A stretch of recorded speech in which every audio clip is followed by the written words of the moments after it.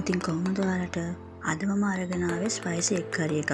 මිරිස් සැරට කන්න කැමති අයට නම් මේක හොඳ කෑමක් වෙයි. ඉතින් බලමු කොහොමද මේ කරි එක හදන්නේ කියලා. මුලින්ම මම බිත්තර 5ක් තම්බලා අරන් තියනවා.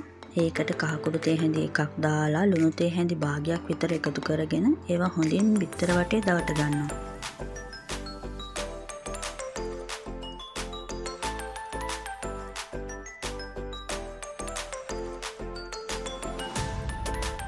ඊට පස්සේ මගේ පෑන් එකට තෙල් මේ සැඳි දෙකක් දාලා හොඳින් රත් වුණාට පස්සේ බිත්තර ටික දාලා වටේම රන්වන් පාට වෙනකම් බැද ගන්නවා.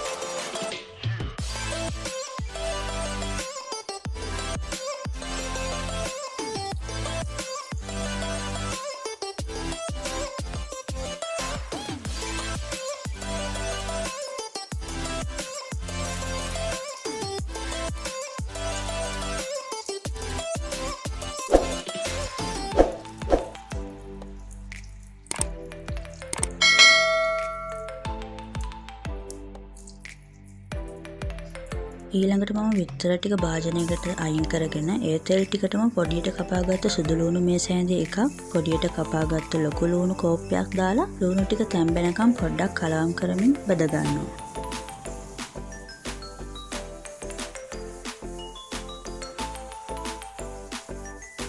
ඒකටම පොඩියට කපාගත්ත තක්කාලි කෝප්ප එකක් මම එකතු කරගන්නවා.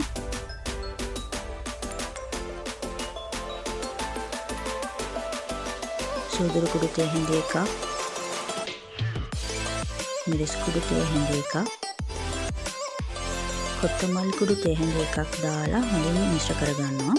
ඉතින් ඔයාලා වැඩි මිරිස් සැරට කන්න කැමති නැත්නම් මිරිස් කුඩු තේ හැඳි භාගයක් විතර දාගන්න.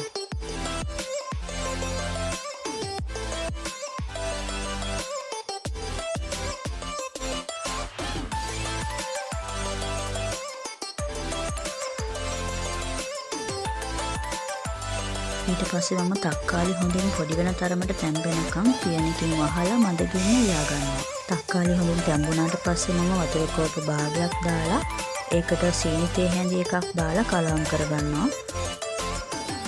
මේ ටික හොඳින් රත් වුණාට පස්සේ මුලින්ම බදලා අයින් කරගත්ත බිත්තර ටික මම මේකට ආයෙත් එකතු කරගන්නවා.